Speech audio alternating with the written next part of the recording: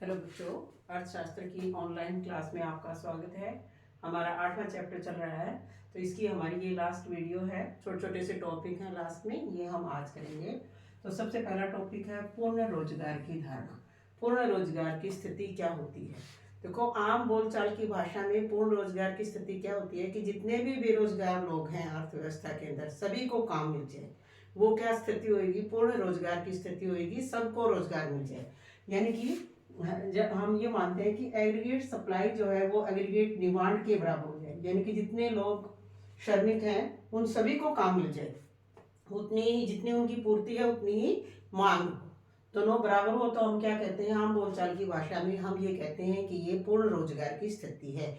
लेकिन अर्थशास्त्र के अंदर ये परिभाषा पूरी नहीं है। पूर्ण रोजगार की स्थिति क्या होती है कि जब एग्रीगेट सप्लाई और डिमांड बराबर हो और प्रचलित मजदूरी दर के ऊपर अगर कोई व्यक्ति प्रचलित जो मजदूरी दर है, अर्थव्यवस्था में जो मजदूरी दर है उसके ऊपर काम करने को इच्छुक काम मिल रहा है। अगर किसी व्यक्ति को प्रचलित मजदूरी दर के ऊपर काम मिल रहा है, यानी कि प्रचलित मजदूरी दर के ऊपर एग्रीगेट डिमांड और सप्लाई बराबर है, यानी कि सभी लोगों को जो मजदूरी की दर है प्रचलित जो वर्तमान में अगर वो मिल रही है और उनको रोजगार मिल रहा है, उसे जो मजदूरी दर है उसके ऊपर अगर काम मिल रहा है, एग्रीगेट सप्लाई और डिमांड दोनों बराबर हैं उस मजदूरी दर के ऊपर, तो हम कहेंगे कि पूर्ण रोजगार की स्थिति है। तो अर्थशास्त्र में पूर्ण रोजगार की स्थिति पर में भी कुछ ना कुछ बेरोजगारी पाई जाती है। ऐसा नहीं होता कि सभी लोगों को काम मिल जाए। ये कौन कौन सी पाई जाती है बेरोजगारी? पहली है हमारी संघर्षात्मक बेरोजगारी। संघर्षात्मक बेरोजगारी कौन सी होती है? ऐसी बेरोजगारी जो गतिहीनता के कारण मिले। मान लिया कोई व्यक्ति यहाँ काम नहीं करके कहीं दूसरी जगह काम करके राजी है तो वो बेरोजगार है, या कच्चे माल की कमी के कारण कोई उद्योग बंद हो जाता है तो श्रमिक बेरोजगार होते हैं। ऐसी संघर्षात्मक बेरोजगारी, या कोई उतना एजुकेटेड नहीं है, कोई संघर्षात्मक जो बेरोजगारी है, उस तरह की बेरोजगारी जो है वो पूर्ण रोजगार के स्तर पर भी पाई जाती है। जो दूसरी जगह काम करना चाहता है या उसको वेतन कम मिल रहा है तो वो काम करना नहीं चाहता, किसी भी कारण से वो बेरोजगार है, तो वो क्या है? संघर्षात्मक बेरोजगारी है। माल की कमी की कच्चे माल में की कमी हो गई है किसी उद्योग के अंदर तो लोग बेरोजगार होते हैं, कुछ समय के लिए वो बंद हो जाते हैं।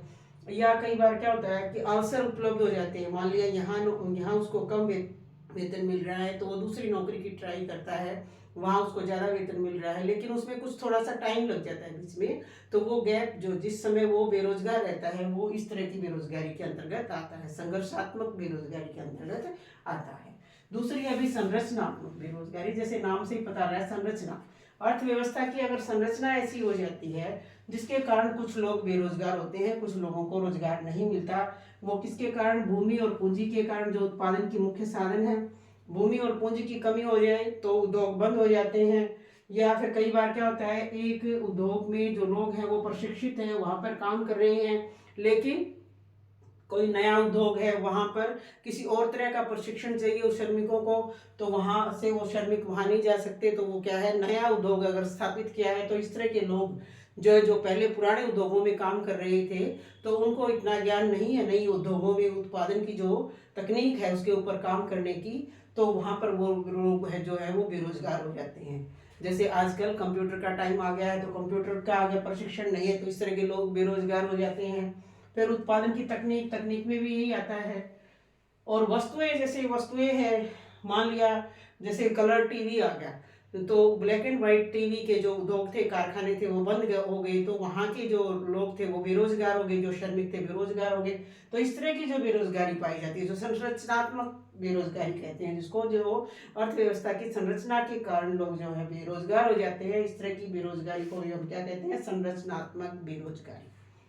अगला है भी ऐच्छिक बेरोजगारी। ऐच्छिक बेरोजगारी जैसे नाम से ही पता लग गया है, इच्छा से कोई बेरोजगार है। इच्छा से बेरोजगार का मतलब क्या है कि किसी व्यक्ति को काम मिल रहा है, जो वर्तमान में मजदूरी दर है उसके ऊपर उसको काम मिल रहा है, लेकिन वो करना नहीं चाहता, उससे ज्यादा वेतन मांग रहा है, तो वो क्या है, वो एक तरह से बेरोजगार है। जैसे मान लिया कोई व्यक्ति है, उसको 10,000 रुपये की जॉब मिल रही है, 10,000 रुपये की जॉब मिल रही है, लेकिन वो 12,000 की जॉब की तलाश में है। तो वो प्रचलित मजदूरी दर जो है वो 10,000 रुपये है, लेकिन वो उस मजदूरी दर के ऊपर काम करने को तैयार नहीं है। तो वो अपनी मर्जी से बेरोजगार है, उसको मिल रही है वो नौकरी, रोजगार, लेकिन वो करने को तैयार नहीं है प्रचलित मजदूरी दर के ऊपर। तो इस तरह की जो बेरोजगारी है तो वो क्या कहलाती है, ऐच्छिक बेरोजगारी कहलाती है। ये भी पूर्ण रोजगार की स्थिति में ऐच्छिक बेरोजगारी भी पाई जाती है। अनैच्छिक, अनैच्छिक यानी कि बगैर इच्छा के, कोई व्यक्ति ऐसा है जो प्रचलित मजदूरी दर के ऊपर काम करके भी खुश है और वो योग्य भी है, उस काम करने के लिए योग्य भी है, लेकिन उसको काम नहीं मिल रहा, तो वो क्या है, अनैच्छिक बेरोजगारी है। उसके न चाहते हुए भी वो बेरोजगार है। वो काम करना चाहता है, काम करने के योग्य भी है, लेकिन उसको रोजगार नहीं मिल रहा। तो इस तरह की जो बेरोजगारी है उसको कहते हैं अनैच्छिक बेरोजगारी। इसके बाद छोटे छोटे से टॉपिक और हैं हमारे, नियोजित बचत और नियोजित निवेश। नियोजित निवेश, जैसे नियोजित, नियोजित का मतलब नियोजन किया है उसने, बचत की है। कोई बचत करता किसी विशेष उद्देश्य के लिए ये योजना बनाता है कि मैंने इतनी बचत करनी है, वो क्या है, नियोजित बचत है।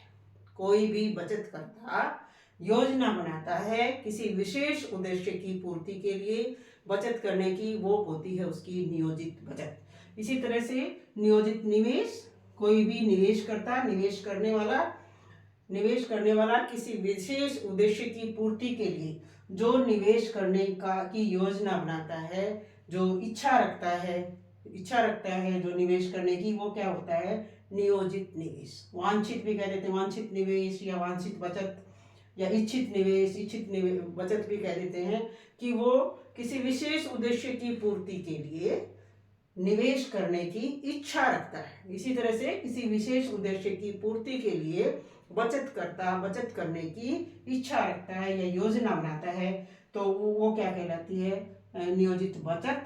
और जो निवेश करने की इच्छा करता है वो है नियोजित निवेश। फिर अभी वास्तविक बचत और वास्तविक निवेश। वास्तविक बचत और निवेश क्या होता है कि किसी भी अर्थव्यवस्था के अंदर जो वास्तव में बचत होती है, योजना तो बनाई है, लेकिन जो वास्तव में बचत होती है और जो वास्तव में निवेश किया जाता है, किसी अर्थव्यवस्था के अंदर जो वास्तव में निवेश किया जाता है, वो क्या कहलाता है, वास्तविक बचत और वास्तविक निवेश। और ये आय के किसी भी स्तर के ऊपर जो है ये बराबर होते हैं। निवेश और बचत क्या होते हैं, ये बराबर होते हैं। वास्तविक बचत और वास्तविक निवेश आय के किसी भी स्तर पर क्या होते हैं, ये बराबर होते हैं। और ये नियोजित बचत और नियोजित निवेश ये जरूरी नहीं है कि बराबर हो। नियोजित बचत तो क्या होती है कि आय के किसी स्तर के ऊपर बचत करने, किसी विशेष उद्देश्य के लिए बचत करने की योजना बनाता है, इच्छा रखता है। तो जरूरी नहीं है कि निवेश करता भी क्या करे, आय के उसी स्तर के ऊपर निवेश करने की योजना बनाए, या वो चाह रहा है कि इतना निवेश करे, तो ये जरूरी नहीं है बराबर हो। ये वास्तव में बराबर होते हैं, वास्तविक बचत और वास्तविक निवेश बराबर होते हैं। तो इन टॉपिक के साथ हमारा ये जो चैप्टर था, 8वां चैप्टर समष्टि अर्थशास्त्र में समग्र मांग, समग्र पूर्ति और उससे संबंधित धारणाएं, ये हमारा कंप्लीट हो गया है। आशा करती हूँ आपको अच्छे से समझ आया होगा।